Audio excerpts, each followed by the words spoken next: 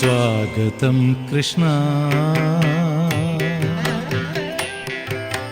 स्वागतं कृष्णा कृष्णा स्वागतं कृष्णा शरणागतं कृष्णा इह स्वागतं कृष्णा शरणागतं कृष्णा स्वागतं कृष्णा शरणागतं कृष्णा मधुरापुरी सदन मृदुवदन मधुसूदन इह स्वागतं कृष्णा शरणागतं कृष्णा मधुरापुरी सदन मृदुवदन मधुसूदन इह स्वागतं कृष्णा शरणागतं कृष्णा मधुरापुरी सदन मृदुवदन मधुसूदन इह स्वागतं कृष्णा शरणागतं कृष्णा मधुरापुरी सदन मृदुवदन मधुसूदन इह स्वागतं कृष्णा कृष्णा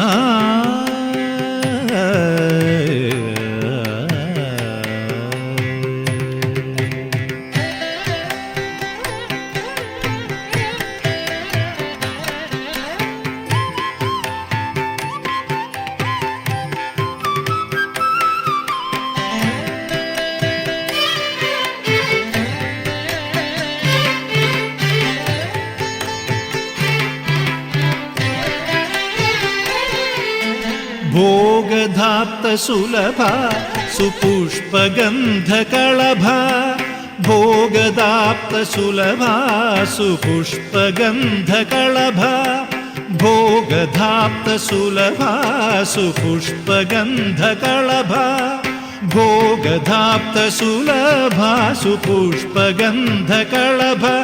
कस्तूरी तिलक महिपा मम कान्त नन्द गोपकन्त स्वागतं कृष्णा भोगधाप्त सुलभा सुपुष्पगन्धकळभा कस्तूरी तिलक महिपा मम कान्त नन्द गोपकन्त स्वागतं कृष्णा शरणागतं कृष्णा स्वागतं कृष्णा कृष्णा कृष्णा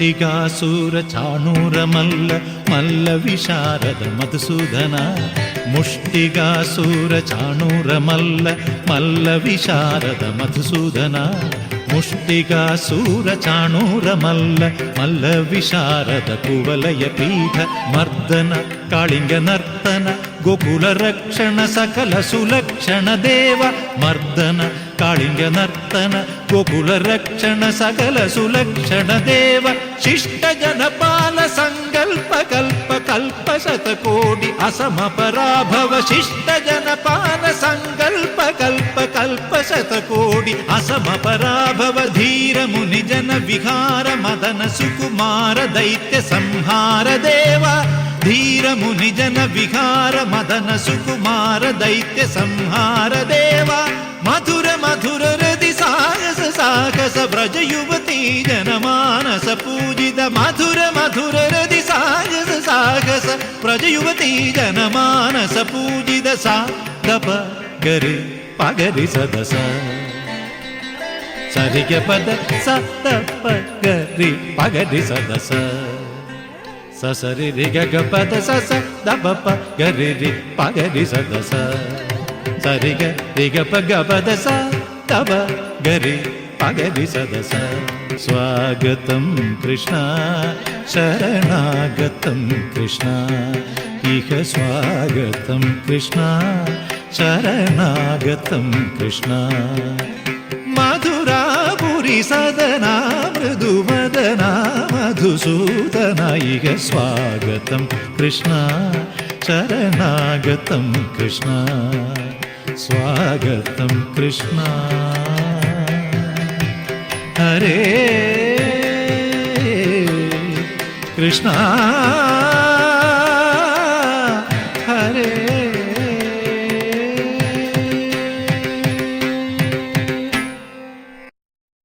श्रीरंगम को हम भूलोक वैकुंठ के नाम से जानते हैं। मूल रूप से यह मोती के आभूषणों, हीरे के स्तंभों और स्वर्ण दीवार से सुसज्जित है। परंतु हमारे भौतिक नेत्रों द्वारा हम श्रीरंगम को मात्र पत्थरों और दीवारों से निर्मित ही देख सकते हैं।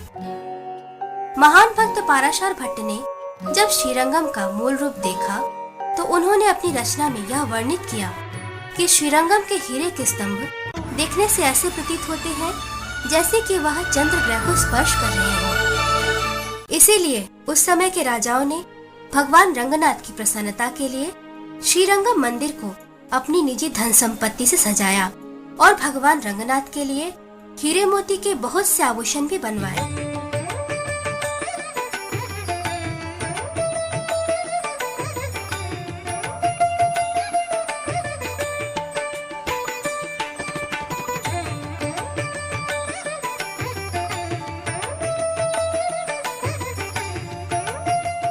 लेकिन दुर्भाग्यवश मुगलों ने और अन्य विरोधी दलों ने आक्रमण करके इनमें से बहुत से हीरे जवाहरात लूट लिए।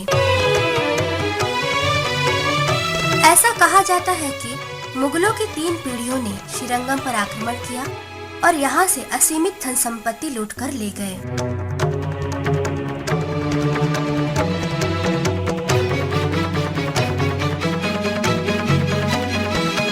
वे चुराए गए धन संपत्ति को घोड़ा गाड़ी और पालकी में ले जाया करते थे, जिनकी कतार चलते चलते लगभग 8 किलोमीटर तक लंबी होती थी।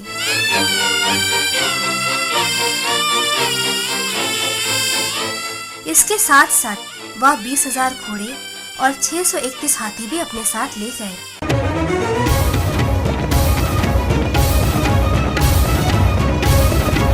पूर्ववर्ती दिनों में भगवान रंगनाथ के नेत्रों को एक विशेष प्रकार के हीरे से सजाते थे। यह उनमें से एक है। इस हीरे को देखकर ऐसा प्रतीत होता है जैसे कि यह भगवान की वास्तविक आंखें हों। यह विश्व का सर्वाधिक मूल्यवान हीरा माना जाता है। परंतु दुर्भाग्यवश इस हीरे को भी एक फ्रांसीसी ने चुराकर विदेशी राष्ट्रों में विभिन्न राजाओं के हाथों बेच दिया। अभी यह हीरा मॉस्को में स्थित क्रेमलिन के संग्रहालय में रखा हुआ है और इस हीरे को हम ऑर्लोव के नाम से जानते हैं। एक समय की बात है, एक मुगल राजा श्रीरंगम पर आक्रमण करना चाहते थे। यह जानकर भक्तगणों ने भगवान रंगनाथ और लक्ष्मी देवी के विग्रह के समक्ष एक दीवार बनाई ताकि मुगल शासक यह न जान सके कि विग्रह कहाँ पर उपस्थित है। इन विग्रहों का पता लगाने में मुगलों ने हजारों भक्तों की हत्या कर दी। मुगल सैनिकों के सेनापति जो विग्रह प्राप्त करने के लिए दृढ़ इच्छुक थे, उन्होंने एक बहुत ही सुंदर भक्त विल्लैयम्माल को देखा और वह उसकी सुंदरता पर मुग्ध हो गए। मुगल सैनिकों के सेनापति ने विल्लैयम्माल से विग्रह के बारे में जानकारी प्राप्त करनी चाहिए। विल्लैयम्माल ने उस कप्तान से कहा कि वह उसके साथ साथ चले ताकि वह उन्हें बता सके कि विग्रह कहाँ पर उपस्थित है। अतः वह सेनापति उनके साथ साथ चलते गए। विल्लैयम्माल उस सेनापति को इस सफेद गोपुरम के ऊपरी भाग में ले गई और वहां से यह स्वर्ण विमान में स्थित परवसुदेव को दिखलाया। जैसे ही उस सेनापति ने उत्सुकता पूर्वक उन विग्रहों को देखना चाहा, उसी समय विल्लैयम्माल ने पीछे से आकर उन्हें धक्का दे दिया। अतः उस सेनापति की नीचे सिर के बल गिरने से तुरंत ही मृत्यु हो गई। इस दृश्य को देखकर मुगल सैनिक भयभीत होकर भाग गए।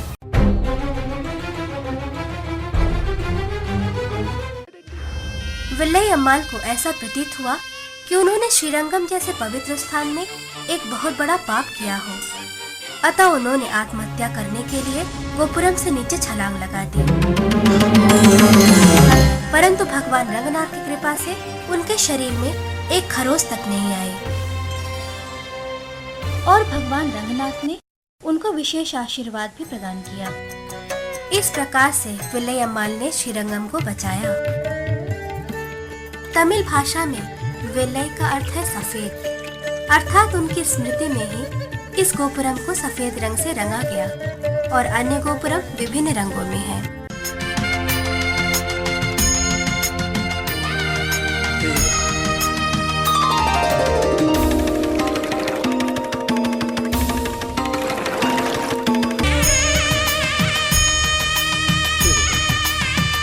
विल्लय गोपुरम के दूसरे भाग में हजारों स्तंभों का मंडप है।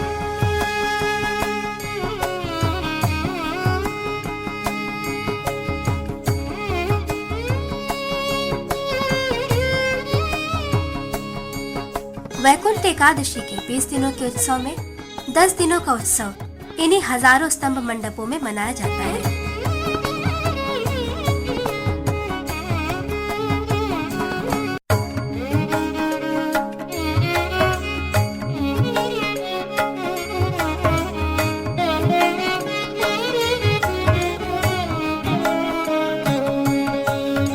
वैकुंठ एकादशी उत्सव में भगवान रंगनाथ को इन हजारों स्तंभ मंडपों में लाया जाता है।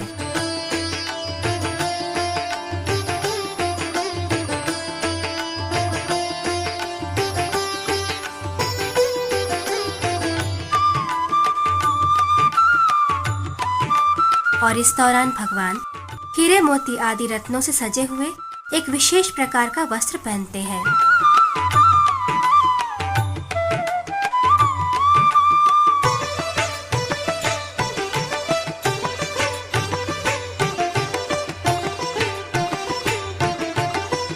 विशेष रूप से इसी उत्सव में भक्तगण रंगनाथ विग्रह को अपने हाथों से उठाते हैं और यह सेवा तिरुकैतल सेवई के नाम से जानी जाती है।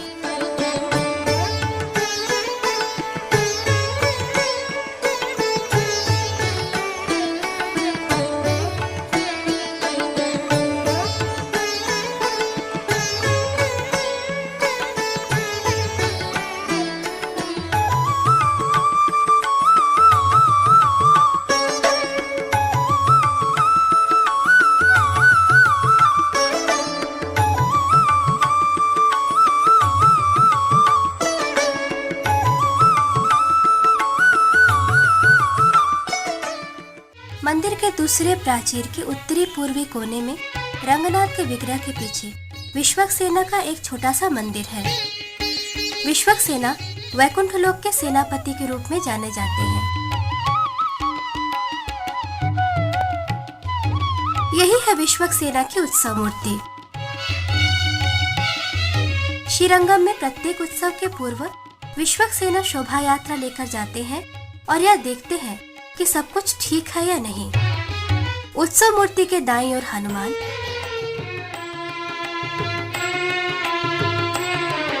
और बाईं ओर विभीषण है। यही विभीषण भगवान रंगनाथ को अयोध्या से श्रीरंगम लेकर आए। ऐसा कहा गया है कि भगवान रंगनाथ की शयन आरती सेवा आज भी निरंतर भक्त विभीषण ही करते हैं। यह है भगवान के कमल पद चिन्ह। इसके सामने 4 स्तंभों का मंडप है। इन्हीं 4 स्तंभों के मंडप में नमपिल्लई नामक आचार्य यहाँ पर आध्यात्मिक विषयों पर प्रवचन देते थे। उनके प्रवचन इतने मधुर होते थे कि वहाँ पर खड़े स्तंभ भी नमपिल्लई को आराम पहुँचाने के लिए इस तरह फैल जाते। नमपिल्लई के प्रवचन को सुनने के लिए भगवान रंगनाथ मंदिर से बाहर आ जाते और हाथों में चिराग पकड़े एक भक्त के कंधे पर हाथ रखकर प्रवचन को सुनते। उस भक्त ने भगवान से कहा कि हे भगवान, ये कलयुग है, अतः कृपा करके आप अंदर जाइए। उस भक्त की बातों को सुनकर भगवान मंदिर के अंदर चले गए।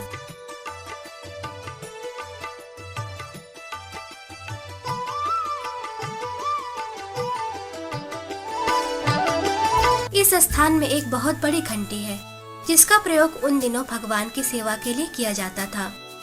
यहाँ से हम पूर्वी दिशा में स्थित विमान को देख सकते हैं। मंदिर के दूसरे प्राचीर में हम स्वर्ण विमान और साथ ही साथ चारों दिशाओं में स्थित अच्युत, अनंत, गोविंद, वासुदेव इन विग्रहों को भी देख सकते हैं। यही मंडप अर्जुन मंडपम कहलाता है। वैकुंठ एकादशी उत्सव के दौरान सभी आलवार विग्रहों को यहाँ पर लाते हैं और भगवान, भक्तों और नर्तकों द्वारा पढ़े जाने वाले दिव्य प्रबंधम को सुनते हैं, जो कि आर्यर सेवा कहलाती है।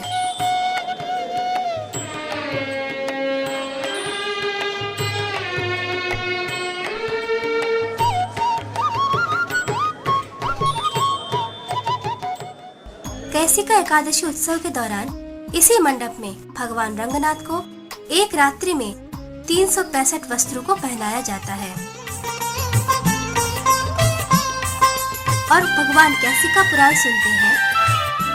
कैसिका पुराण समाप्त होने के पश्चात भगवान वापस अपने निश्चित स्थान पर जाने के समय में सीढ़ियों पर चढ़ने के दौरान पुजारी उन पर कर्पूर और पुष्प वर्षा करते हैं। यह अनुष्ठान बहुत ही सुंदर लगता है और भगवान रंगनाथ को देखकर आंतरिक आनंद का अनुभव होता है। इसी अनुष्ठान को तमिल भाषा में कर्पूर पडियेट्रा सेवा कहते हैं। एक समय की बात है, कर्पूर पडियेट्रा सेवा देखने के लिए विजयरंग नामक एक राजा श्रीरंगम आए, परंतु राजा के आने से पूर्व ही भगवान रंगनाथ अपने निश्चित स्थान पर चले गए। अतः राजा निराश हो गए। उन्होंने पुजारी से प्रार्थना किया कि वह एक बार भगवान रंगनाथ को सीढ़ियों पर चढ़ते हुए देखना चाहते हैं, परंतु पुजारी ने कहा कि आप तो मात्र एक साधारण राजा हैं और भगवान सभी राजाओं के राजा। ब्रह्मादिराजे गरुडादिराजे वैकुंठराजे सुरराजराजे त्रैलोक्यराजे खिललोकराजे श्रीरंगराजे रमतां मनो में। अतः आपको यह उत्सव देखने के लिए अगले कैशिका एकादशी की प्रतीक्षा करनी होगी। अतः राजा ने पूरे 1 वर्ष तक श्रीरंगम में रहकर भगवान रंगनाथ की विभिन्न प्रकार से सेवा की। उनकी सभी सेवाओं में एक महत्वपूर्ण सेवा थी। उन्होंने भगवान के लिए एक ऐसा पोशाक बनाया जिसमें सोने और मोती के काम थे।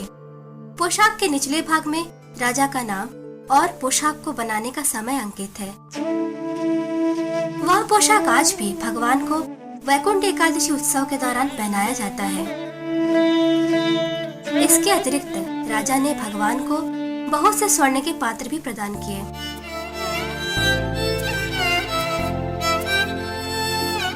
इसीलिए मंदिर के दूसरे प्राचीर के पश्चिमी भाग में राजा की और उनके परिवार की प्रतिमा स्मृति चिन्ह के रूप में हम आज भी देख सकते हैं।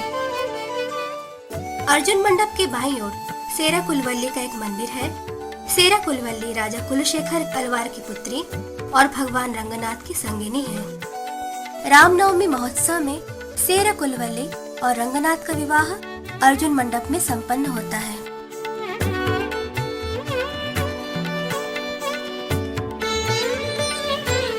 अर्जुन मंडप के किनारे तुलक नचियार का एक मंदिर भी है, जो कि भगवान रंगनाथ के महान भक्त और संगी के रूप में जाने जाते हैं। ऐसा कहा गया है कि मुसलमानों ने आक्रमण के दौरान रंगनाथ के उत्सव विग्रह को अपने साथ दिल्ली ले गए। भगवान इतने आकर्षक थे कि जहाँ कहीं भी वह जाते, वह सभी का रूपांतरण भक्त के रूप में कर लेते। मुस्लिम सम्राट की पुत्री रंगनाथ की ओर आकर्षित हुई और उनकी भक्त बन गई। वह उनको मुस्लिम संस्कृति के अनुसार रोटी अर्पित करती और लुंगी पहनाकर उनको सजाती। कुछ समय पश्चात रंगनाथ विग्रह को जब वापस लाया गया तो वह भी उनके साथ वापस आ गई। अतः भगवान ने उन्हें अपनी संगिनी के रूप में स्वीकार कर लिया।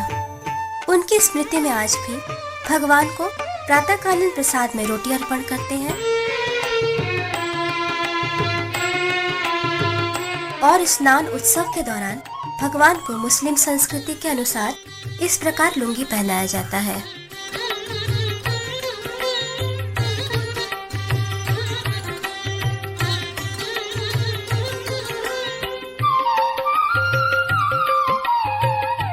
यह भवन किली मंडप के नाम से जाना जाता है।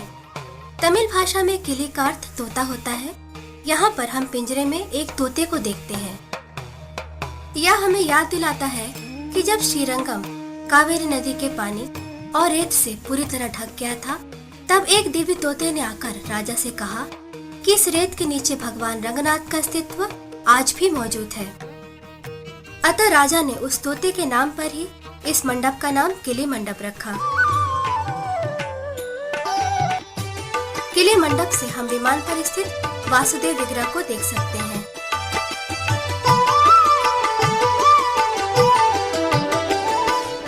किली मंडप के दक्षिणी पूर्वी किनारे पर कृष्ण भगवान का एक छोटा सा मंदिर है। कृष्ण की नृत्य मुद्रा विग्रह के पीछे हम नंद महाराज को यशोदा और रोहिणी के साथ देख सकते हैं।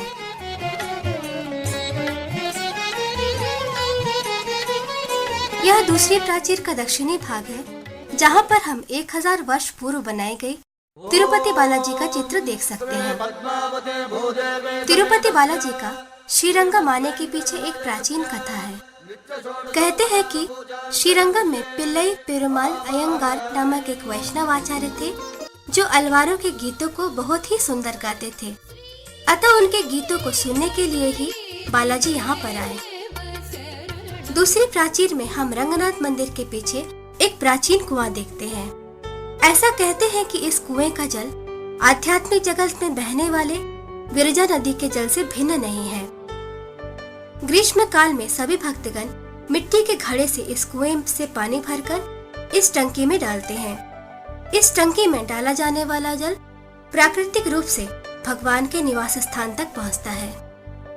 भगवान रंगनाथ के चारों ओर एक छोटा सा नहर है, जिससे भगवान को सदा ही शीतलता की अनुभूति होती है और किसी भी प्रकार के कृत्रिम बिजली यंत्रों की आवश्यकता ही नहीं, जैसे कि वातानुकूलित यान इत्यादि। रात्रि के समय में नहर के पानी को खुला छोड़ दिया जाता है। सभी भक्तगण इस पवित्र जल में स्नान करते हैं। ऐसा कहते हैं कि इस जल से स्नान करना क्षीर सागर में स्नान करने के समान है। दक्षिणी पश्चिमी भाग में लक्ष्मी देवी का एक विग्रह है, जो कि करुवोला नाचियार के नाम से जाने जाती हैं। भगवान के सभी आभूषणों और भगवान द्वारा प्रयोग की जाने वाली सभी वस्तुओं की देखरेख वह स्वयं करती हैं और किसी विशेष अवसर पर ही उनका दर्शन हम प्राप्त कर सकते हैं।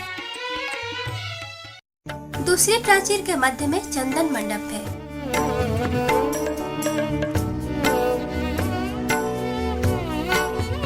इस मंडप में हम जय और विजय के विग्रह को देख सकते हैं।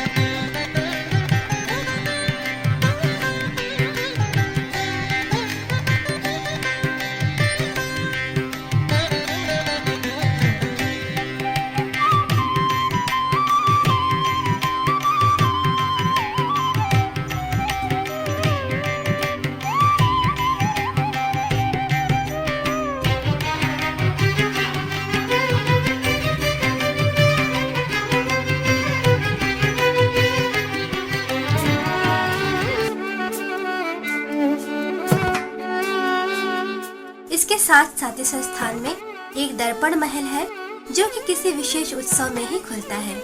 उत्सव के दौरान भगवान रंगनाथ यहाँ आकर सबको आशीर्वाद देते हैं।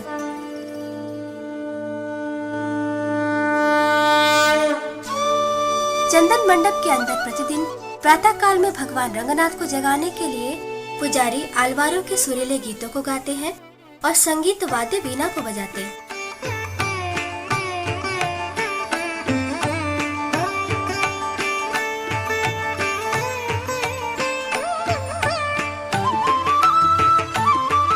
भगवान को जगाने के लिए यहाँ पर एक गाय को और एक हाथी को लाया जाता है।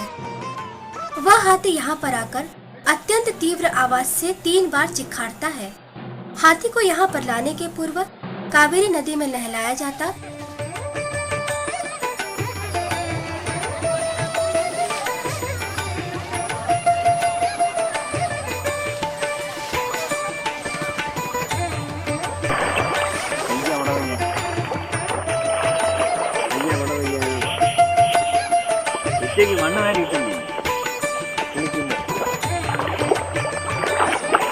नहलाने के बाद हाथी को तिलक लगाकर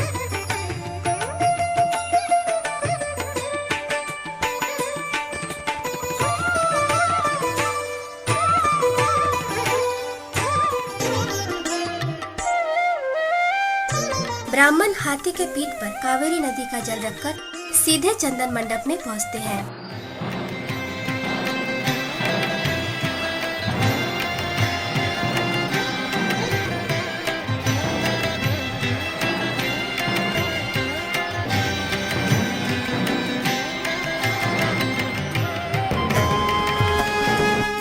यहाँ पर एक घोड़ा है जिसका नाम हैरी है, जो कि हाथी और गाय के समान ही भगवान को जगाने के लिए आता है।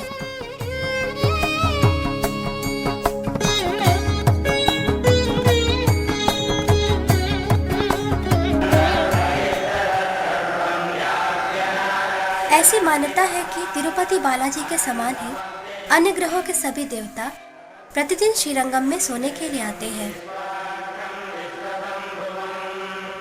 इसीलिए श्रीरंगम के प्रातःकालीन दर्शन को विश्वरूप दर्शन कहते हैं, जो बहुत ही सुंदर होता है।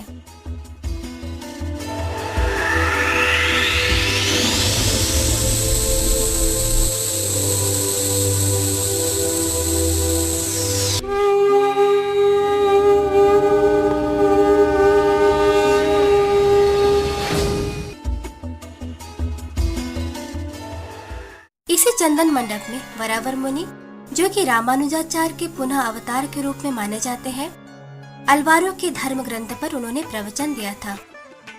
भगवान रंगनाथ स्वयं अपने सभी उत्सवों को 1 वर्ष तक विराम देकर उनके प्रवचन को सुनते थे। वर्ष के अंतिम दिन रंगनाथ एक छोटे से बालक के रूप में वरावर मुनि के समक्ष प्रकट हुए और श्री शैलेश दया पात्र मंत्र का पाठ करते हुए उनके शिष्य बन गए।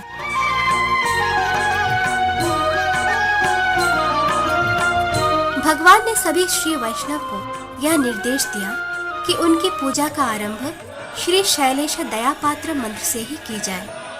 अतः इस नियम का पालन आज भी हो रहा है। शैलेश दया पात्रम धीभक्त्यादि गुणार्णवम यतीन्द्र प्रवणं वंदे रम्यजामातरं मुनिम्। आज भी भगवान रंगनाथ, जो कि वरावर मुनि के शिष्य रूप में प्रकट हुए, प्रथम भोग उनको ही अर्पित करते हैं।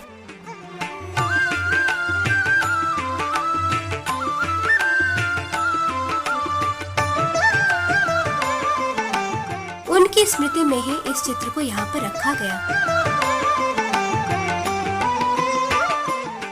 चंदन मंडप में दीवार पर सुंदर सुंदर मूर्तियां रखी गई हैं।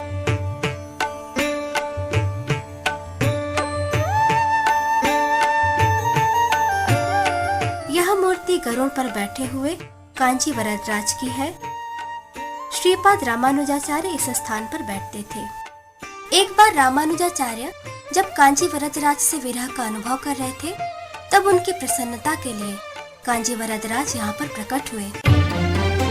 चंदन मंडप को पार करके हम गायत्री मंडप में आते हैं। इस मंडप में 24 स्तंभ हैं, जो कि गायत्री मंत्र के 24 अक्षरों का प्रतिनिधित्व करते हैं।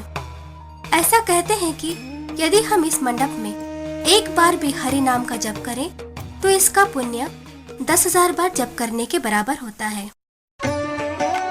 गायत्री मंडप के किनारे बाईं ओर हम वराह स्वामी का विग्रह देख सकते हैं और दाहिनी ओर बद्रीनारायण का। भगवान रंगनाथ का गर्भगृह भी गायत्री मंडप के अंदर ही है। गर्भगृह में प्रवेश करते समय हम 2 सोने के स्तंभ देख सकते हैं। ऐसी मान्यता है कि इन स्तंभों के स्पर्श मात्र से ही व्यक्ति इस भौतिक जगत में पुनर्जन्म के चक्र से मुक्त हो जाता है।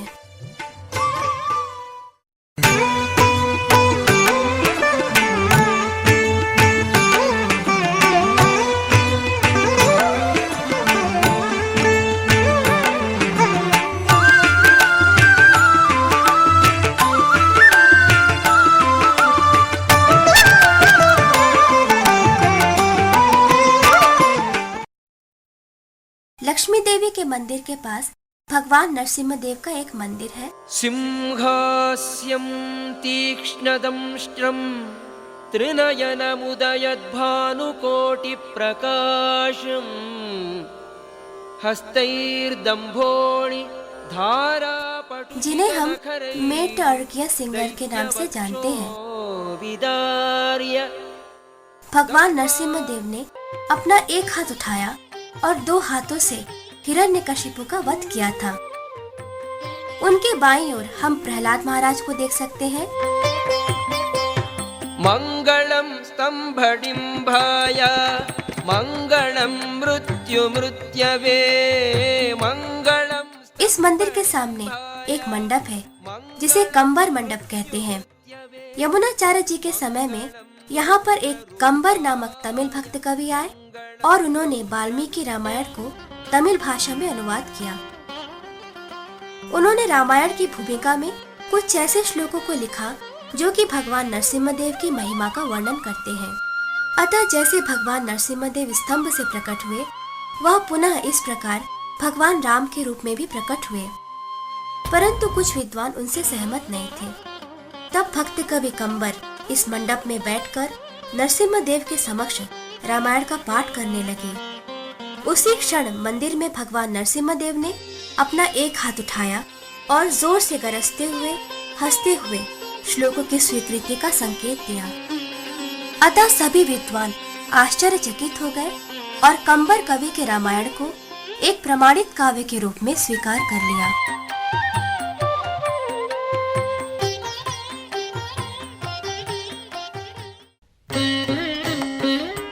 यही है दशावतार मंदिर। इस मंदिर में हम भगवान के 10 अवतारों को 10 विभिन्न रूपों में देख सकते हैं, जैसे कि मत्स्यावतार, कूर्मा अवतार, वराह अवतार इत्यादि। एक बार परकाला अलवार ने भगवान से यह प्रार्थना किया कि वह अपने दशावतार रूप को उन्हें दिखलाएं। इसी स्थान में भगवान ने अपना दशावतार रूप दिखलाया था।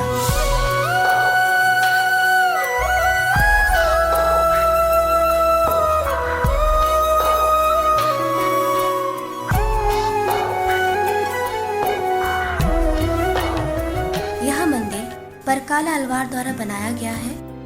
परकाला अलवार रंगनाथ मंदिर के घेरे की दीवार का निर्माण कार्य चलने के दौरान वहीं पर रुके हुए थे। उस समय इस जगह से रंगनाथ मंदिर तक पहुंचने का भूमिगत मार्ग था। इस मंदिर के पास हम श्री संप्रदाय के 2 महान सन्यासियों की समाधि देख सकते हैं।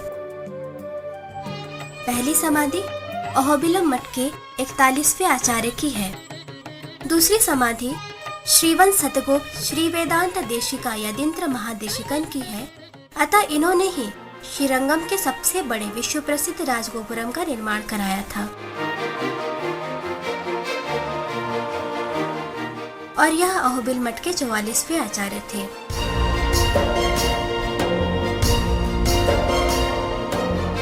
जब कभी हम श्रीरंगम का चिंतन करते हैं तो हमारे मस्तिष्क में सर्वप्रथम विश्व प्रसिद्ध राजगोपुरम की ही छवि आती है।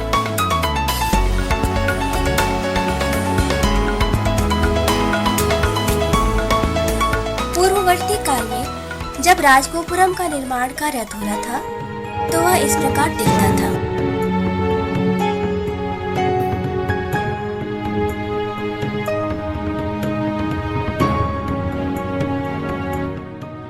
एक दिन भगवान रंगनाथ यदींद्र महादेशिकन के स्वप्न में प्रकट होकर बोले कि राजगोपुरम का निर्माण कार्य पूर्ण किया जाए।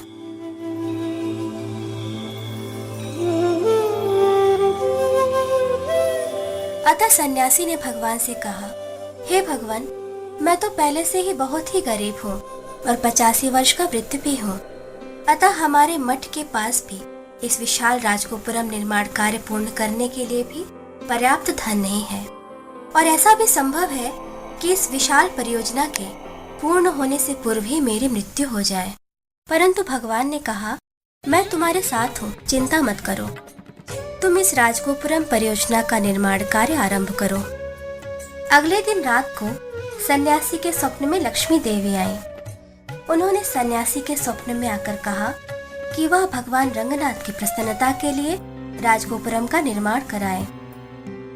लक्ष्मी देवी ने राजगोपुरम निर्माण के लिए आवश्यक धनराशि प्रदान देने का वचन भी दिया। तीसरी रात्रि को भगवान श्री रंगनाथ की दूसरी पत्नी गोदा देवी सन्यासी के स्वप्न में प्रकट होकर बोली कि तुम मेरे पति भगवान रंगनाथ की प्रसन्नता के लिए बहुत ही सुंदर राजगोपुरम का निर्माण करो और वह गोपुरम श्री वेलिपुत्र में स्थापित मेरे मंदिर की अपेक्षा बड़ा होना चाहिए। यह कहकर गोदा देवी ने उनको आशीर्वाद भी दिया। अतः वह सन्यासी 1979 ईस्वी में 85 वर्ष की अवस्था में भी राजगोपुरम का निर्माण कार्य प्रारंभ किया। सरकारी विभागों द्वारा तमाम तरह की समस्याएं उत्पन्न होने के बावजूद भी सबका सामना करते हुए उन्होंने 1987 ईस्वी में राजगोपुरम का निर्माण कार्य पूर्ण करने में सफलता प्राप्त की।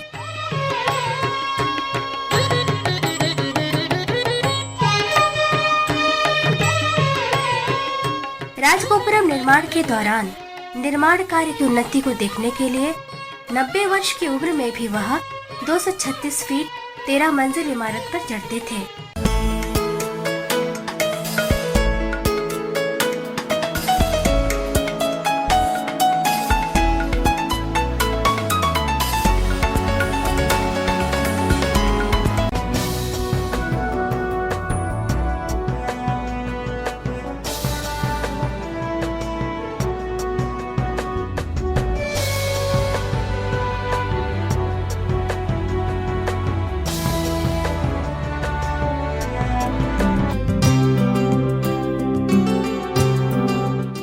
भगवान रंगनाथ की कृपा से वह इस दौरान कभी भी बीमार नहीं पड़े।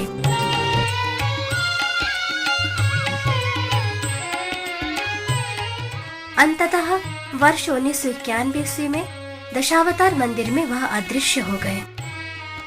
उनकी स्मृति में ही उनके शिष्यों ने इस समाधि मंदिर का निर्माण कराया।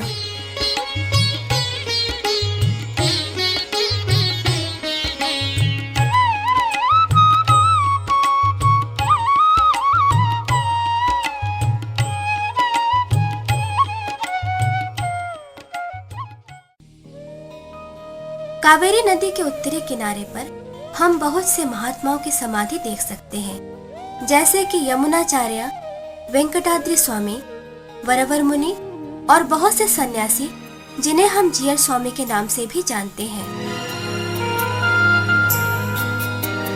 यही है महान भक्त वेंकटाद्रि स्वामी का समाधि मंदिर। वह मात्र 135 वर्ष पूर्व ही अदृश्य हो गए थे। उन्होंने तेलुगु भाषा में बहुत से सुंदर सुंदर भक्ति गीतों के माध्यम से भगवान की महिमा का गुणगान किया। वह सदैव भगवान के पवित्र नाम का जप करते और वीणा को बजाते। वह पांव में नुपुर पहनकर भावपूर्ण नृत्य करते। वह पूर्ण रूप से त्यागी भक्त थे, जिन्होंने नैष्ठिक ब्रह्मचर्य का जीवन भर पालन किया था। उन्होंने स्वयं के लिए कुछ भी नहीं रखा, परंतु भगवान रंगनाथ के लिए उनके हृदय में असीमित प्रेम था और अन्य प्राणियों के लिए अपार दया भावना। इनका जन्म आंध्र प्रदेश में अल्लूरी नामक ग्राम में हुआ था। उसके बाद वह कांचीपुरम आ गए। कांचीपुरम में रहकर उन्होंने भगवान वरदराज के लिए एक सुंदर बगीचा, फूलों का हार और अनेक प्रकार के स्वादिष्ट व्यंजन बनाते। अतः उन्होंने अत्यंत साधारण और विनम्र भक्त बनकर वहां पर निवास किया। एक दिन उनकी प्रेम और भक्ति को देखकर भगवान वरदराज ने उन्हें एक विशेष प्रकार का हीरे का मुकुट बनाने के लिए कहा, परंतु उस समय उनके पास किसी भी प्रकार की धन संपत्ति नहीं थी, लेकिन भगवान उनकी सेवा प्राप्ति के इच्छुक थे। अतः वेंकटाद्रि स्वामी ने धन एकत्र करने का निश्चय किया। उन दिनों उन्होंने भिक्षाटन द्वारा प्रत्येक दिन 10 रुपए एकत्र करने का निश्चय किया। वह भगवान की महिमा को गायन द्वारा सबको सुनाते। यदि वह किसी दिन धन एकत्र करने में असफल होते तो उस दिन वह अन्न जल कुछ भी ग्रहण नहीं करते। कभी कभी ग्रीष्म काल में वे उपवास के कारण धूप में मूर्छित होकर गिर पड़ते, परंतु फिर भी वह भगवान के लिए हीरे का मुकुट बनाने के दृढ़ इच्छुक थे। इस प्रकार उन्होंने कई वर्षों तक बड़ी मात्रा में धन एकत्र करके भगवान वरदराज के लिए बहुत ही सुंदर हीरे का मुकुट बनाया। आज भी गरुड़ सेवा उत्सव के दौरान भगवान को वही मुकुट पहनाया जाता है। कुछ दिनों के बाद भगवान वरदराज की पत्नी श्रीदेवी और भूदेवी ने भी वेंकटाद्रि स्वामी से ठीक वैसा ही मुकुट बनाने के लिए कहा। अतः वेंकटाद्रि स्वामी ने पुनः धन एकत्रित करना आरंभ कर दिया।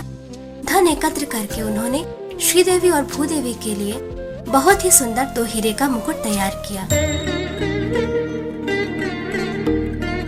कुछ दिनों के बाद भगवान रंगनाथ, जिन्हें हम नम पेरुमल के नाम से जानते हैं, वह वेंकटाद्रि स्वामी के स्वप्न में आए और उनसे विभिन्न पत्थरों से सजा हुआ पांडियन कोंडाई नामक मुकुट बनाने के लिए कहा।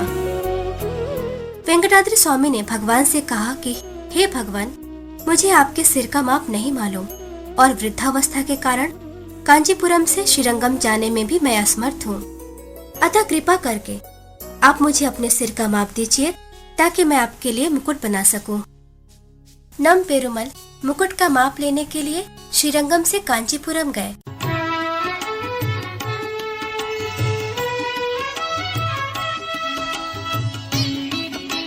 तब वेंकटाद्रि स्वामी ने बहुत प्रसन्नता के साथ धन एकत्र करके बहुत ही सुंदर मुकुट बनाया।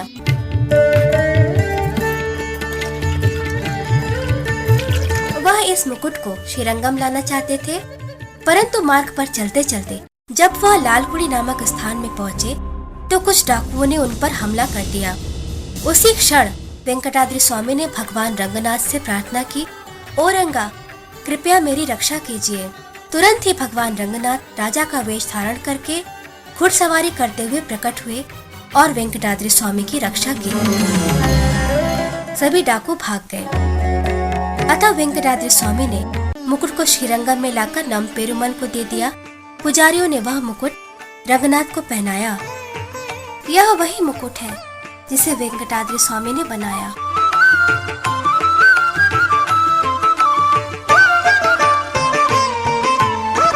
और यह देखकर सभी पुजारी बहुत ही आश्चर्यचकित हो गए। यह मुकुट बिल्कुल भगवान के माप का ही है। नम पेरुमल उनकी सेवा से बहुत प्रसन्न हुए और उनको विशेष आशीर्वाद प्रदान किया। यह भगवान के सभी मुकुटों में सबसे प्रिय है और बहुत से उत्सवों में भगवान रंगनाथ इसी मुकुट को पहनते हैं। भगवान ने वेंकटाद्रि स्वामी से यह भी कहा कि वह एक विशेष प्रकार का मूल्यवान रत्न पन्ना लेकर आए और उसे मुकुट पर लगाएं। तब वेंकटाद्रि स्वामी ने भगवान से पूछा कि हे भगवान, मैं इतना मूल्यवान रत्न कैसे प्राप्त कर सकता हूँ? तब भगवान ने उसे कलकत्ता में रहने वाले माधव सरकार का पता दिया। अतः वेंकटाद्रि स्वामी श्रीरंगम से कलकत्ता गए और वहां से अत्यंत मूल्यवान रत्न पन्ना लेकर आए और उसे मुकुट में जड़ दिया। हम आज भी उस रत्न को यहाँ पर देख सकते हैं। इसके अतिरिक्त उन्होंने भगवान के लिए बहुत से सुंदर सुंदर आभूषण बनवाए और लक्ष्मी देवी के लिए मुकुट बनाया। बहुत से विग्रह जैसे मदुरई सुंदरराज, चेन्नई के पार्थसारथी, कांची के वरदराज, तिरुपति के बालाजी, ये सभी उनसे कुछ सेवा प्राप्ति के इच्छुक थे। ऐसी थी उनकी प्रेम और भक्ति। कई राजाओं ने भी भगवान रंगनाथ के लिए आभूषण बनवाए। लगभग 500 वर्ष पूर्व सुंदर पंडियन नामक राजा ने भगवान रंगनाथ बड़ी मात्रा में धनराशि देने की योजना बनाई। उन्होंने 2 बड़े बड़े नाव बनाए। एक नाव में उन्होंने अपने हाथी को और लोहे के औजारों को रखा और अपनी दूसरी नाव में सोने, चांदी, हीरे, मोती और अन्य मूल्यवान रत्नों को तब तक रखते गए जब तक कि वह नाव तैरते हुए पहली नाव के बराबर न आ जाए। वे बहुत बड़ी मात्रा में सोने, चांदी के आभूषण और अन्य मूल्यवान रत्नों को लेकर आए और बहुत अभिमान के साथ भगवान को अर्पित किया। उनके अभिमान को देखते हुए भगवान ने उन रत्नों को स्वीकार नहीं किया। भगवान ने कहा, फेंक दो इसे, अतः सारे आभूषण को मंदिर के बाहर फेंक दिया गया। 2 वर्ष तक वह आभूषण वैसे ही पड़े रहे और किसी ने भी उन आभूषणों को हाथ तक नहीं लगाया। वेंकटाद्रि स्वामी के प्रकरण में भगवान रंगनाथ ने उनसे प्रार्थना किया कि कृपा करके मेरे लिए एक मुकुट बनाइए और मेरे लिए मकर कंठी माला बनाइए। वह अत्यंत साधारण और शुद्ध भक्त थे, इसीलिए उनके उपस्थिति दिवस पर भगवान रंगनाथ केवल वेंकटाद्रि स्वामी द्वारा बनाए गए आभूषणों को ही पहनते हैं।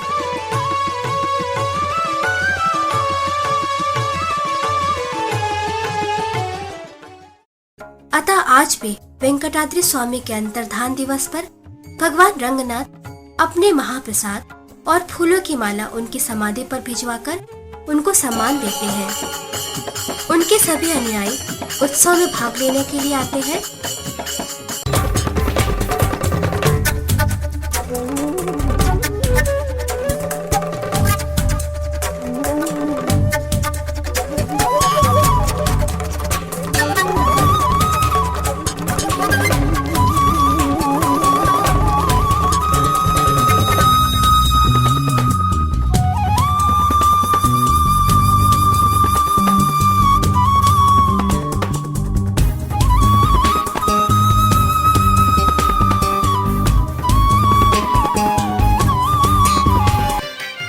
और उनके वीणा को भी लेकर आते हैं। आज भी हम चेन्नई में उनका आश्रम देख सकते हैं। उनके आश्रम में हम वेंकटाद्रि स्वामी द्वारा प्रयोग में लाए जाने वाले बहुत सी वस्तुओं को देख सकते हैं, जैसे कि केसरिया वस्त्र, पाजेब इत्यादि। उनके द्वारा गाए जाने वाले गीत आज भी बहुत प्रसिद्ध हैं। उनके कुछ गीत इन दीवारों पर आज भी लिखित हैं।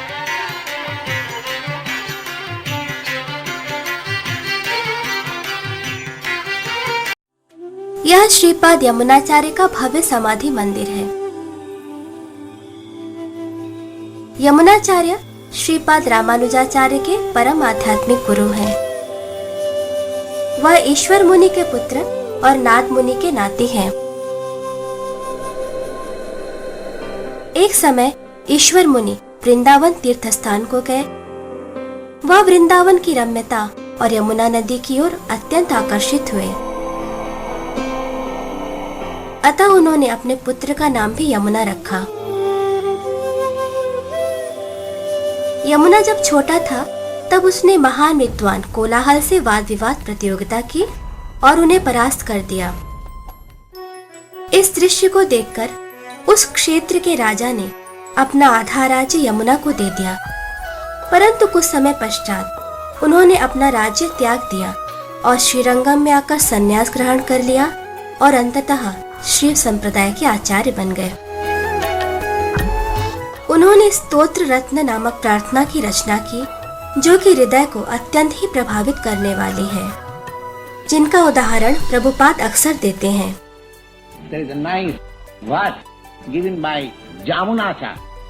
Jamunacharya, he was a great emperor, but later on he became a great devotee of the Lord. Now, he has got very nice verses written by him. One of the verses is stated like this. Jadavadhi mama chitta krishna padarvinde nava nava dhamarantumasi tadavadhi vatanari sangame smarchamane bhavati mukhavikara sustu nishthivanancha. He says the experience of his life. यही आश्रम है जहाँ यमुनाचार्य निवास करते थे।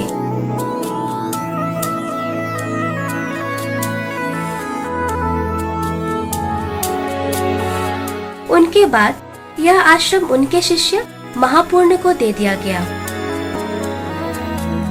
महापूर्ण श्रीपाद रामानुजाचार्य के आध्यात्मिक गुरु हैं।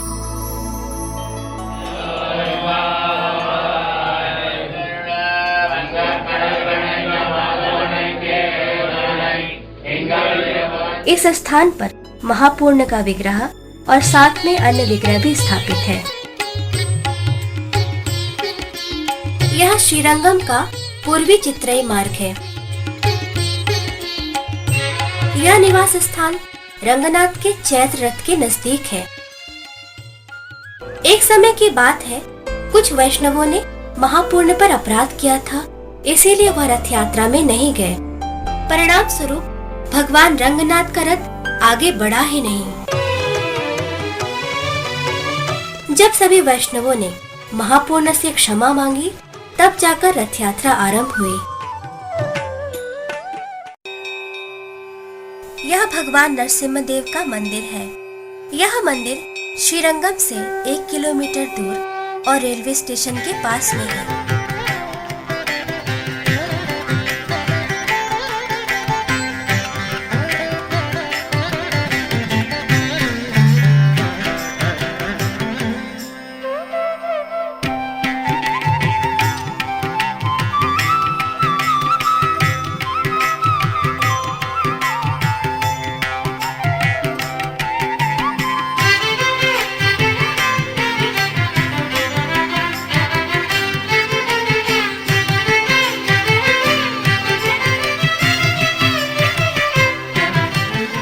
यही है अत्यंत कृपालु लक्ष्मी नरसिम्हा।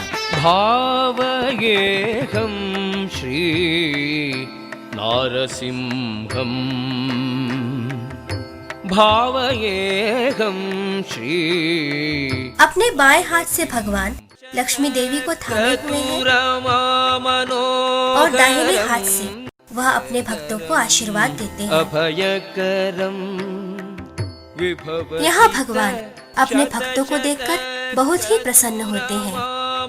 ऐसी मान्यता है कि श्रीरंगम में लक्ष्मी नरसिम्हा का यह विग्रह भगवान रंगनाथ के पहले ही प्रकट हुआ है। उन दिनों यह क्षेत्र एक घना जंगल था, जहाँ पर ऋषि मुनि तपस्या करते थे। परंतु उस समय जंगली हाथी ऋषि मुनियों को बहुत ही परेशान करते थे। अतः ऋषि मुनियों ने भगवान से प्रार्थना की। तब भगवान लक्ष्मी नरसिम्हा देव के रूप में प्रकट होकर अपने भक्तों की रक्षा की।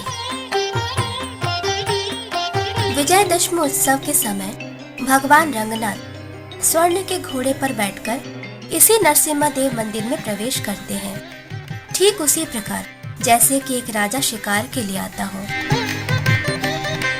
भगवान रंगनाथ की तरफ से एक पुजारी मुख्य रूप से एक वृक्ष पर तीर चलाता है। श्री संप्रदाय के बहुत से बड़े बड़े आचार्य जैसे कि पिल्लई लोकाचार्य और अन्य सभी गुणीजन इसी स्थान पर बैठकर प्रवचन देते थे।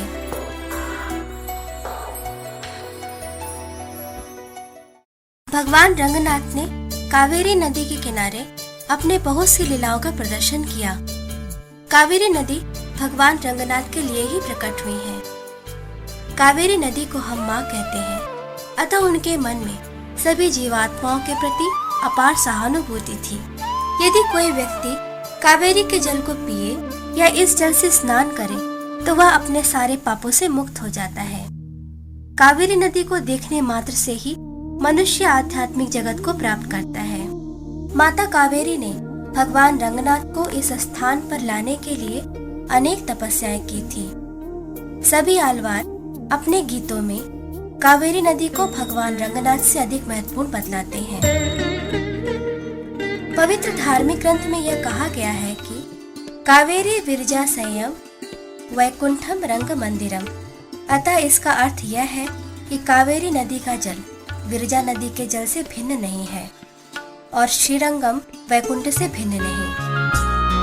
सभी बड़े बड़े ऋषि मुनि जैसे 4 कुमार वृक्ष का आकार लेकर इसी कावेरी नदी के किनारे तपस्या करते हैं।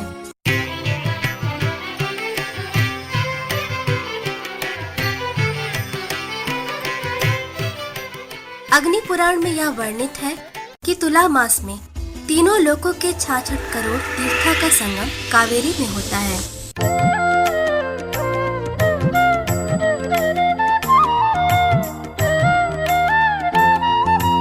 इसीलिए तुला मास में कावेरी में स्नान करना गंगा में स्नान करने से भी अधिक महत्वपूर्ण है। एक बार दूर गांव का एक विकलांग व्यक्ति जो कि चलने में असमर्थ था, वह तुला महीने में कावेरी में स्नान करना चाहता था। उसने अपने गांव से कावेरी नदी तक जाने के लिए 1 माह तक कठिन यात्रा की। परंतु दुर्भाग्यवश वह तुला महीने में कावेरी नदी तक नहीं पहुंच सका। यह जानकर वह बहुत दुखी हुआ, रोने लगा, विलाप करने लगा और ईश्वर से प्रार्थना करने लगा कि वह उस पर थोड़ी दया करे। भगवान रंगनाथ ने उसकी प्रार्थना को स्वीकार किया और कहा कि तुम इस कावेरी नदी में स्नान करो, अतः तुम्हें तुला मास में 30 दिन स्नान करने का पुण्य प्राप्त होगा। तुला मास समाप्त होने के बाद का पहला दिन मुडवन मुलक्की के नाम से जाना जाता है। यदि कोई भी व्यक्ति इस शुभ दिन पर कावेरी में स्नान करता है तो उसे उस दिन तुला माह में 30 दिन तक स्नान करने के समान ही पुण्य प्राप्त होता है और इस प्रकार व्यक्ति अपने सभी पापों से मुक्त हो जाता है। तुला मास में प्रतिदिन भगवान रंगनाथ की पूजा के लिए पानी को सजे हुए हाथी के ऊपर संगीत वाद्य यंत्रों के साथ सोने और चांदी के पात्र में भरकर मंदिर में लेके आते हैं और यह दृश्य देखने में बहुत ही सुंदर लगता है।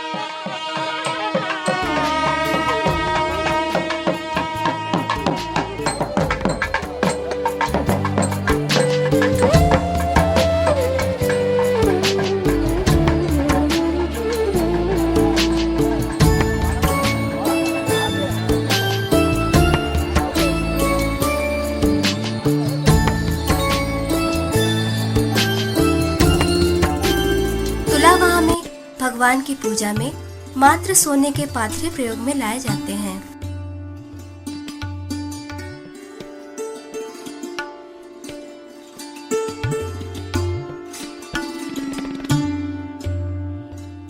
ब्रह्मोत्सव के समय मार्च महीने में एक दिन भगवान रंगनाथ के उत्सव विग्रह को मध्य रात्रि में कावेरी नदी में ले जाकर नहलाया जाता है।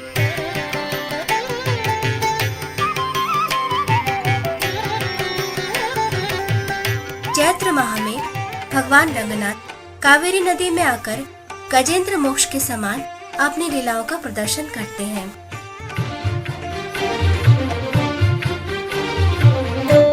भगवान रंगनाथ का हाथी आंडाल कावेरी नदी में आकर जोर से चिखाड़ता है, जैसे कि मगरमच्छ ने उसका पांव पकड़ लिया हो।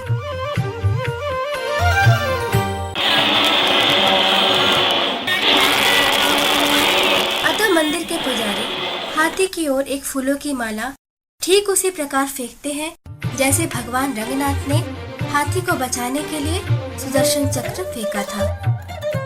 अतः इस प्रकार वह पुजारी हाथी को भगवान की चरण पादुका का आशीर्वाद देते हैं। इसी प्रकार का दूसरा उत्सव आषाढ़ मास के 18वें दिन में आता है। इस उत्सव में रंगनाथ कावेरी नदी में आते हैं और कावेरी माँ को प्रसाद, फूलों की माला, साड़ी, मंगलसूत्र और अनेकों उपहार प्रदान करते हैं।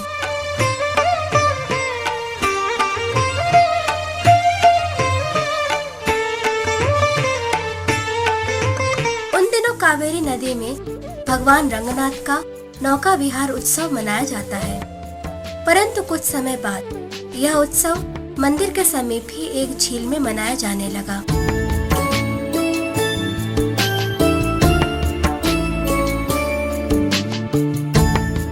भगवान की आराधना के लिए प्रतिदिन मंदिर के पुजारी कावेरी नदी का जल चांदी के पात्र में भरकर हाथी के पीठ पर रखकर लाते हैं।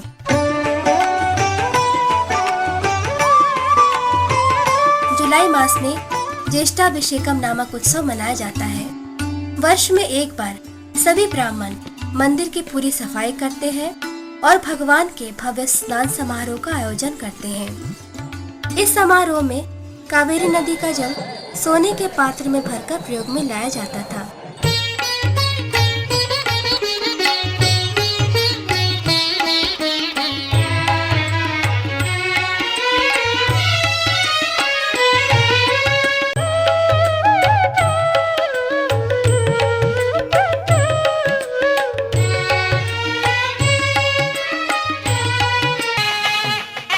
इधर ब्राह्मण कावेरी का पानी लेकर जा रहे हैं।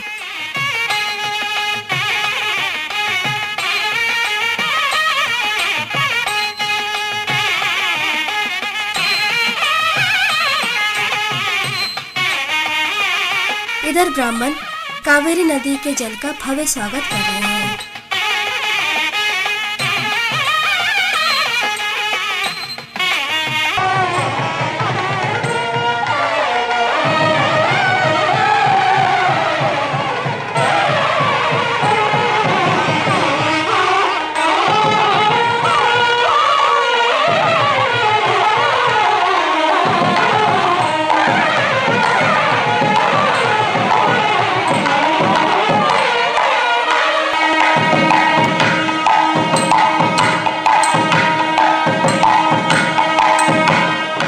ज्येष्ठाभिषेकम उत्सव में पुजारी भगवान के चरण कमल और स्वर्ण के हाथ को सभी भक्तों के सिर पर आशीर्वाद प्रदान करने के लिए रखते हैं। हम भगवान के अन्य आभूषणों को भी देख सकते हैं, जैसे कि सोने का मुकुट, सोने का चरण, सोने के हाथ इत्यादि।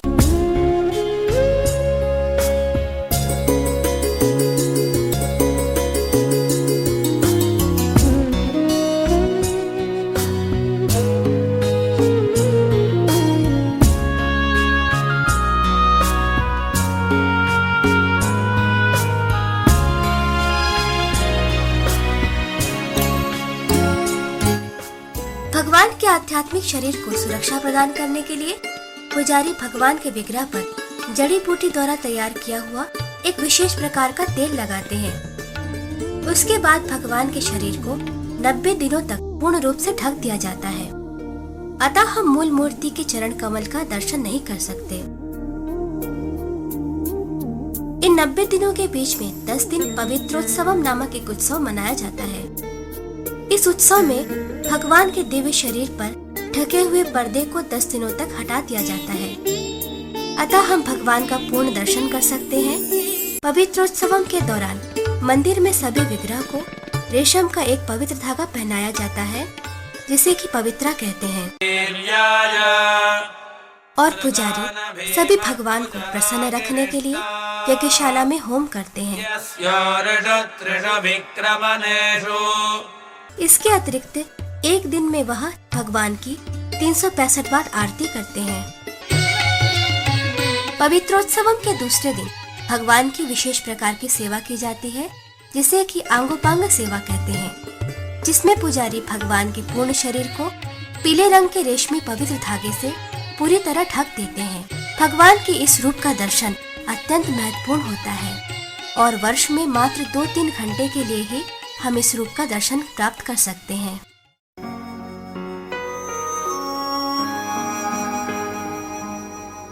श्रीरंगम मंदिर की दक्षिणी दिशा से 5 किलोमीटर दूर उरायूर नामक स्थान पर नाचियार कोविल नामक एक मंदिर है। यह मंदिर सभी 108 देवी देशम में से द्वितीय स्थान पर है। इस जगह पर चोला वंश के शासक नंद चोला का शासन था। उन्होंने ही उरायूर को राजधानी घोषित किया। नंद चोला भगवान रंगनाथ के बहुत बड़े भक्त थे और उन्होंने संतान प्राप्ति के लिए भगवान रंगनाथ से प्रार्थना किया। एक बार शिकार करते समय राजा ने झील में कमल के फूल पर लेटे हुए एक बालिका को पाया। वह उसे अपने साथ घर लेकर आए और उसका नाम कमलवल्ली रखा, अर्थात जो कमल के फूल से उत्पन्न हुआ हो। कमलवल्ली जब बड़ी हुई तब वह भगवान रंगनाथ की सुंदरता पर मुग्ध हो गई। अतः जब भी वह मंदिर जाती, भगवान से विवाह करने की इच्छा प्रकट करती। एक दिन भगवान ने राजा के स्वप्न में आकर कहा कि यह कन्या और कोई नहीं बल्कि स्वयं महालक्ष्मी है, कि कमलवल्ली को लाएं और उनके साथ विवाह संपन्न कराने की व्यवस्था करें। राजा यह जानकर अत्यंत प्रसन्न हुए कि उनकी पुत्री कमलवल्ली स्वयं महालक्ष्मी है। अतः भगवान रंगनाथ ने स्वयं उनसे इस स्थान पर विवाह किया। कुछ समय पश्चात राजा ने अपनी पुत्री की स्मृति में यह मंदिर बनवाया।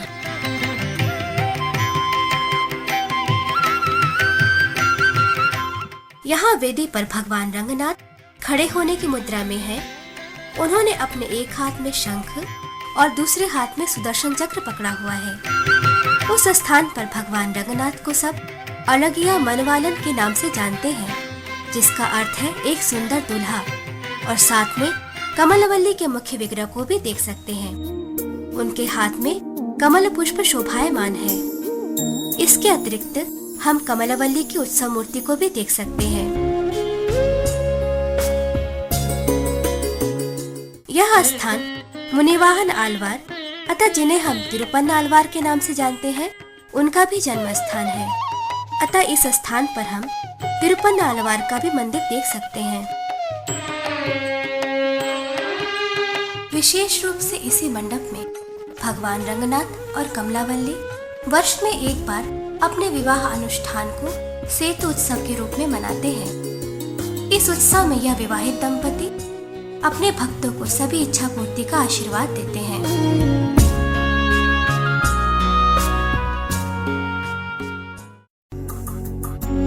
उत्तमर कोविल। इस मंदिर को हम उत्तमर कोविल नाम से जानते हैं।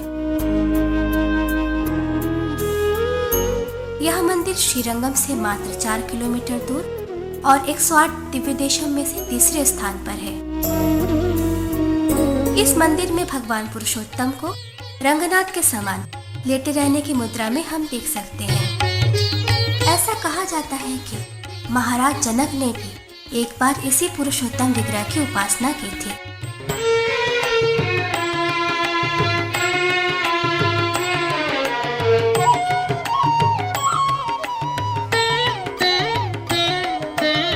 इस स्थान पर महालक्ष्मी का एक मंदिर है जिनको हम पूर्णावल्ली नाम से जानते हैं।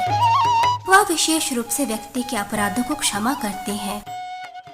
एक पौराणिक कथा के अनुसार भगवान शिव यहाँ पर आकर लक्ष्मी देवी पूर्णावल्ली से भिक्षा लेते थे। इसीलिए हम यहाँ पर भगवान शिव को भिक्षाटनेश्वर नाम से देख सकते हैं।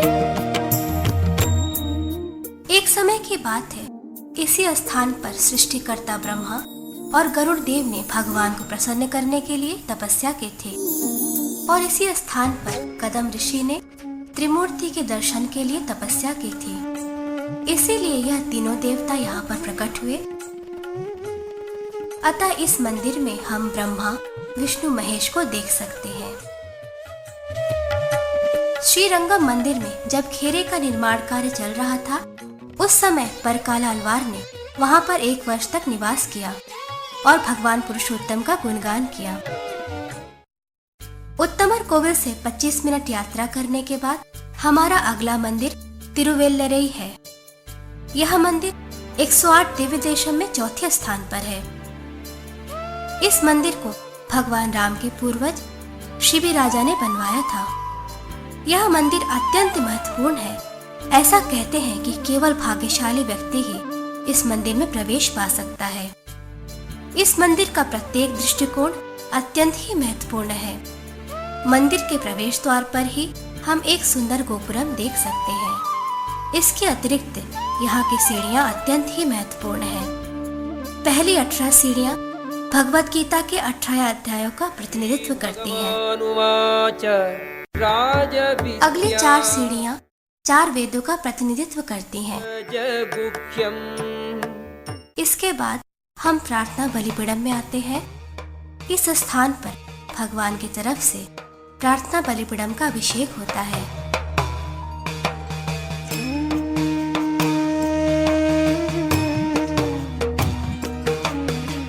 इस बलिपीड़म की 12 परिक्रमा करने मात्र से ही व्यक्ति की सारी मनोकामनाएं पूर्ण होती हैं।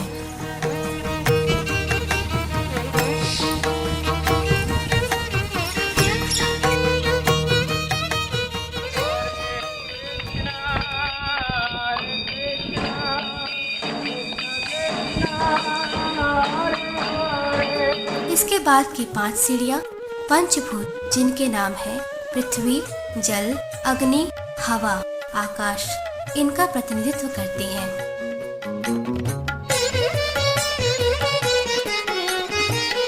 मंदिर में प्रवेश 6 महीने दक्षिणायन द्वार से होता है और 6 महीने उत्तरायण द्वार से होता है। इसके बाद अगली 8 सीढ़ियाँ अस्ताक्षरी मंत्र ओम नमो नारायणाय का प्रतिनिधित्व करती हैं।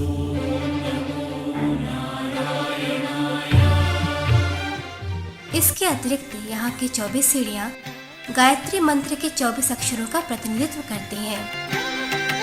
ऐसा कहा गया है कि सूर्य और चंद्र यहाँ आकर भगवान को चामर सेवा करते हैं। इसके बाद जब हम मुख्य मंदिर में प्रवेश करते हैं तब भगवान पुंडरीकाक्ष की बहुत ही दयामयी मूर्ति हंसने की मुद्रा में देख सकते हैं। भगवान की आंखें कमल की पंखुड़ी के समान हैं और बहुत ही करुणा भाव में खड़े होकर अपने भक्तों के ऊपर दृष्टि रखे हुए हैं और अपने भक्तों को सुरक्षा प्रदान करने के लिए उनके हाथ में सुदर्शन चक्र तैयार है। यहाँ हम यह देख सकते हैं कि सूर्य और चंद्र पुंडरीकाक्ष भगवान को चामर सेवा दे रहे हैं। भगवान के निकट दाहिनी ओर आदिशेष मानव की आकृति में है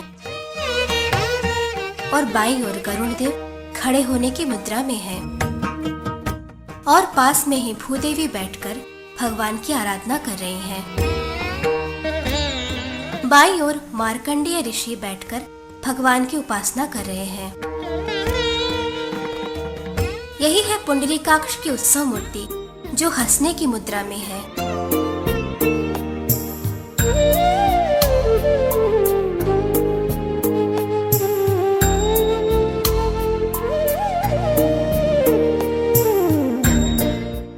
उनके सामने ये लक्ष्मी देवी है जो कि पंकजवल्ली नाम से जाने जाते हैं। यहाँ पर भगवान ने लक्ष्मी देवी को सभी अधिकार दिए हैं। उत्सव के दौरान लक्ष्मी देवी उनके सामने जाती हैं और पुंडरीकाक्ष उनके पीछे जाते हैं, परंतु वापस लौटते समय लक्ष्मी देवी शीघ्र आती हैं और पुंडरीकाक्ष विलंब से आते हैं। नारिकेतान वासल नामक द्वार पर लक्ष्मी देवी उनसे उनके आने का समय पूछती है। उस स्थान पर देवी लक्ष्मी और पुंडरीकाक्ष के बीच बहुत ही रोचक तर्क होता है। यह वही स्थान है जहाँ पर यह प्रसिद्ध श्लोक ओम अपवित्रो पवित्रो वा अपने मूल रूप में प्रस्तुत हुआ। अपवित्रः पवित्रो वा सर्वावस्थांगतोऽपि वा यस्मरेत् पुंडरीकाक्षं स बाह्याभ्यन्तरः शुचिः। इस श्लोक में पुंडरीकाक्ष शब्द भगवान पुंडरीकाक्ष की सुंदरता का वर्णन करते हैं। कोई भी मनुष्य भगवान पुंडरीकाक्ष का स्मरण करने मात्र से ही अपने अंदर और बाहर के मैल को धोकर शुद्ध हो सकता है। श्री संप्रदाय के अनुसार तिरुवेल्लरई मंदिर दर्शन किए बिना कोई भी मनुष्य भक्ति में पूर्णता नहीं प्राप्त कर सकता। मंदिर की परिक्रमा करते समय हम महालक्ष्मी मंदिर, सुदर्शन चक्र और हनुमान मंदिर को पार करते हैं। यह मंदिर देवी महालक्ष्मी का मंदिर है। यहाँ पर महालक्ष्मी को हम चतुर्भुज आकृति में देख सकते हैं। उनको यहाँ पर सिंह कमलावल्ली नाचियार के नाम से जानते हैं। वह भगवान पुंडरीकाक्ष को आनंद प्रदान करने वाले हैं। यह लक्ष्मी देवी का उत्सव विग्रह है। लक्ष्मी देवी के बाद अगला मंदिर सुदर्शन चक्र का है।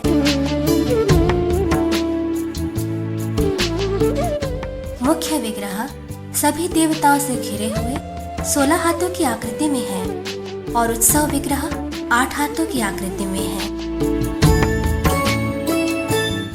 उनके 3 नेत्र हैं, ज्वालाकेश और चक्र जो काल चक्र के रूप में जाने जाते हैं। वह अपने भक्तों को सभी अशुभ घटनाओं से बचाते हैं। सुदर्शन चक्र के पीछे नरसिम्हा मूर्ति है। इस स्थान पर हनुमान मंदिर है।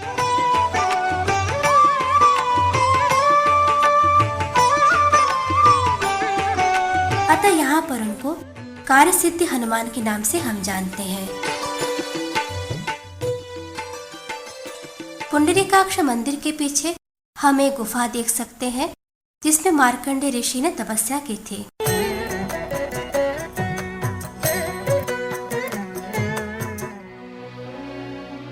इसी मंदिर में भगवान ने मार्कंडेय ऋषि, राजा शिबी और भूदेवी को दर्शन दिया था।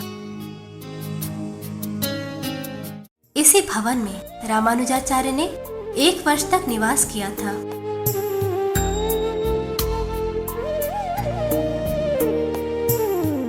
हम मंदिर के चारों ओर बहुत से कुंड देख सकते हैं।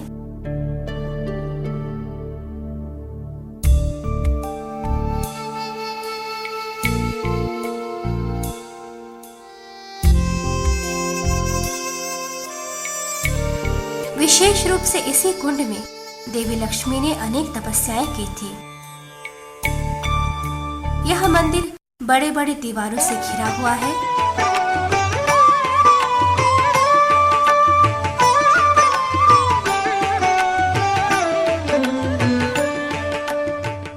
मंदिर के पीछे स्वास्तिक आकार में बहुत बड़ा एक कुंड है, जो कि सुंदर बगीचों से सजा हुआ है।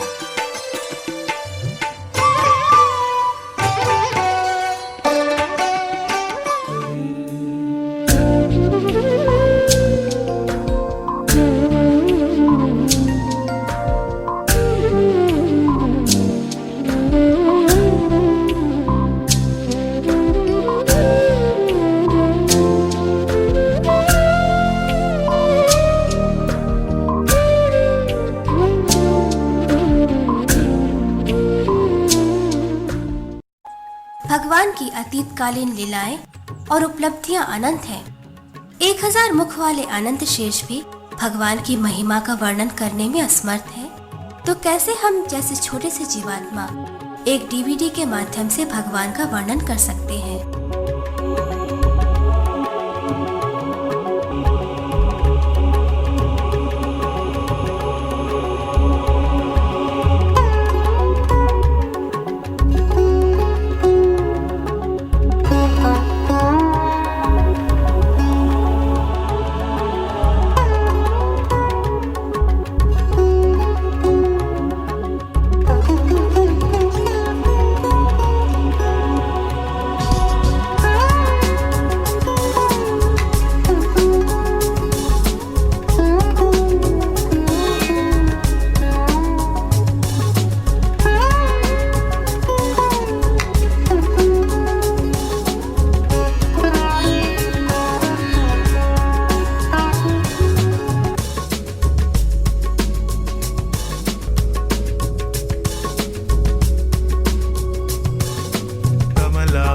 कल्मषग्नि करुणामृतकाकरा कन्दर्पविद्या कन्दर्पजनका पाङ्गवीक्षणा